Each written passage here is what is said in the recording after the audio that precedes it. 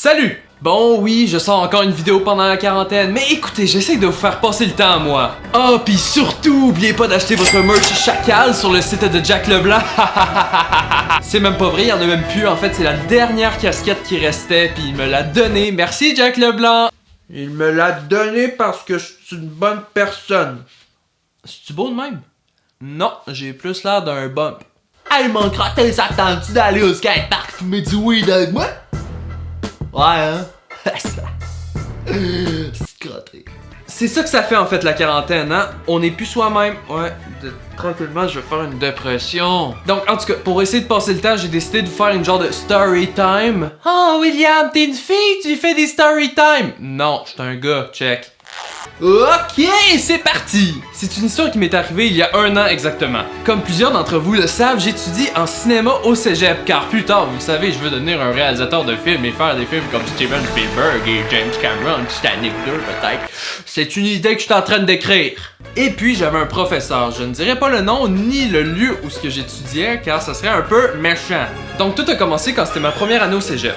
J'avais un professeur qui était, disons-le, pas cool. Parce que ouais, ça c'était un genre de professeur en fait qui nous étudiait un art qui est le cinéma, mais à sa façon. Donc nous, on pouvait pas être créatifs parce qu'il fallait suivre à la lettre ce qu'il nous disait. Il voulait qu'on utilise son équipement. Il disait que nos films étaient mauvais. Je ne l'ai jamais entendu une fois dire un commentaire positif sur un film étudiant. Ouais, disons que la motivation sera pas très haute pour les sessions à venir. Donc moi j'explique, ok? Moi j'aimais pas ça arriver au cégep parce que honnêtement, c'est pas pour me vanter, mais j'avais déjà de la base en cinéma, j'avais déjà de l'équipement, je commençais ça quand j'avais 12 ans et tout, puis là j'arrive, j'ai 19 ans, puis il y a plein d'élèves que c'est la première fois qu'ils font du cinéma. Donc moi, lever la main pour répondre à des questions, parce que je suis capable de répondre à la question. Le monde autour se disait, William Quentin, c'est un gars qui show off. Mais le professeur, lui, par exemple, il avait remarqué que j'avais de la base. Donc, on arrive au premier projet de la session, c'était de réaliser un documentaire. Je suis allé voir le prof et je lui ai expliqué si je pouvais utiliser ma propre équipement au lieu de monter au cégep, chercher de l'équipement, toujours devoir la reporter et tout. J'étais plus habitué avec ma caméra, c'est une caméra professionnelle de cinéma et tout. Contrairement à des petites caméras qui valent 600$ versus ma caméra de 10 000$, je veux pas show off, je fais juste expliquer l'histoire. Et puis il a accepté, il s'est dit on va voir à quoi ça va ressembler. Et lorsqu'on arrivait à la projection, on voyait les documentaires des autres élèves qui étaient avec une qualité plus basse, mais c'était super bon pour vrai, parce que c'était juste la qualité qui était plus basse. Et puis moi qui avait une qualité un peu plus cinématographique. Donc j'ai eu beaucoup d'élèves qui disaient que nous ça avait l'air plus professionnel que d'autres. Et je pense qu'il y en a qui sont allés dire au professeur que c'était injuste. Pourquoi? Parce que le deuxième projet c'était de réaliser une fiction, puis il voulait même pas que j'utilise une bonne caméra pour réaliser une fiction. Non, là il voulait qu'on utilise ses petites caméras puis il disait William, ça marche pas, tu utilises nos caméras, tu utiliseras pas ta caméra cette fois-là. J'ai pas plus argumenté, j'ai demandé un peu pourquoi. Non William, tu utilises ma caméra, ok? Ça a pas répondu à ma question. Donc bref, j'ai réalisé la fiction avec mon équipe avec la petite caméra.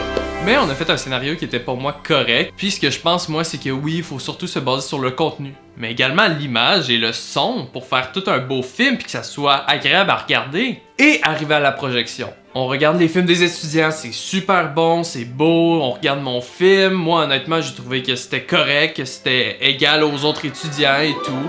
Beaucoup d'élèves ont décidé de lever la main et de dire au professeur « Mais monsieur, ça avait l'air full professionnel, eux c'était beau et tout. » Le professeur lui... Ah mais comme je disais, ce professeur va jamais dire de commentaires positifs sur nos films. Quand j'y pense, j'ai sauté un petit point, mais le montage. Et oui, le professeur nous avait laissé 3 cours pour faire le montage du film. Donc on a fait le montage en 3 heures. Parce que comme je vous dis, hein, moi j'avais déjà une base, donc je connaissais très bien les logiciels, contrairement à d'autres étudiants que c'était la première fois qu'ils utilisaient les logiciels comme Premiere Pro. Donc pour moi c'est sûr que c'était un peu plus facile puis que ça allait aller plus vite. Mais avant que le prof voie le film, je reçois une note sur le montage de 60%, donc je m'en vais y écrire un petit email pour lui demander pourquoi il m'a donné 60% s'il n'a même pas vu le film. Il me demande pour la dernière journée d'école d'aller le rencontrer à son bureau. Donc c'est ce que j'ai fait, je suis allé avec mon ami le rencontrer au bureau et je lui ai demandé, là vous avez vu le film? Puis vous voyez, plusieurs élèves ont dit que ça ressemblait à une version professionnelle et tout. Puis vous me donnez 60% pour le montage? Ouais, mais William, je t'ai donné 3 cours, tu l'as fait en 3 heures. Pis ça, tu juges pas un art sur la vitesse qu'il prend. C'est écrit nulle part qu'on doit faire un montage d'un court-métrage de 3 minutes en 3 cours. Je trouvais ça un peu ridicule que lui il regarde pas le montage pis que à cause qu'il juge qu'on l'a fait en 3 heures, ça mérite un 60%. Quand mon film était pourtant autant équivalent que les autres films. Et là c'est la partie qui est drôle pis que ça va toujours me marquer. On a commencé une chicane de fou dans le bureau. Le professeur se met à sacrer, à me bâcher moi pis mon ami. Il dit que les autres étudiants pourraient se rendre à Cannes avec leur film. Pas sûr moi avec une qualité comme celle-là. Regarde pas la caméra. Allô, salut. Non, mais c'est tellement ridicule. Je pense qu'il a tellement vu pendant la session que j'avais une base et tout, que je pouvais faire encore mieux et tout, puis faire pousser plus que juste 3 heures de montage. Je pense que rendu là, j'étais juste pas égal aux autres étudiants, puis je trouvais ça injuste un peu. En plus de ça, il me dit que mon film, il était correct. C'était pas extraordinaire comme film. Puis là, moi, j'embarque dans les détails, hein. Je dis, ben là, monsieur, pourquoi vous avez pas voulu que j'utilise ma caméra? C'est quoi votre raison? Pourquoi il fallait absolument qu'on utilise votre petite caméra quand moi, je pourrais avoir une meilleure qualité? Pourquoi pas utiliser cette chance? Donc, ce professeur me dit, oui, mais William, c'était trop injuste pour les autres élèves, là. Eux, là, ils étaient moins bons que toi à cause de ça.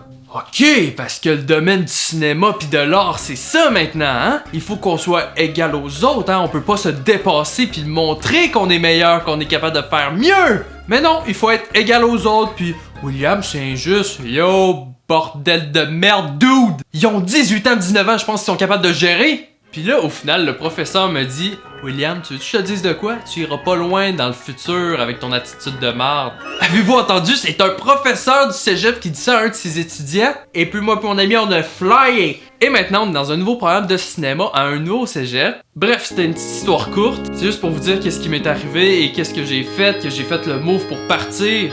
Parce que d'après moi, dans le domaine du cinéma, c'est pas un domaine qu'il faut lâcher. Si on se fait dire non, on continue, on travaille fort pour réussir à l'avoir. Puis je pense que c'est ce que j'ai réalisé, c'est ce que j'ai fait dans cette histoire. Je suis parti, puis je l'ai pas écouté, j'ai continué à foncer. Et aujourd'hui, j'ai beaucoup de projets qui arrivent dans le cinéma, puis j'en suis fier. Je fais cette vidéo en fait seulement pour vous faire le message de continuer à croire en ses rêves et de pas se laisser faire dans la vie. Donc c'est tout pour aujourd'hui, j'espère que vous avez aimé. N'oubliez pas de vous abonner sur ma chaîne YouTube et sur mon compte Instagram qui sera en barre d'infos. Et vous pouvez partager la vidéo et laisser des commentaires, ça me fait toujours plaisir de les lire et de répondre s'il y en a. Et sur ce, je vous dis à la prochaine. Ciao!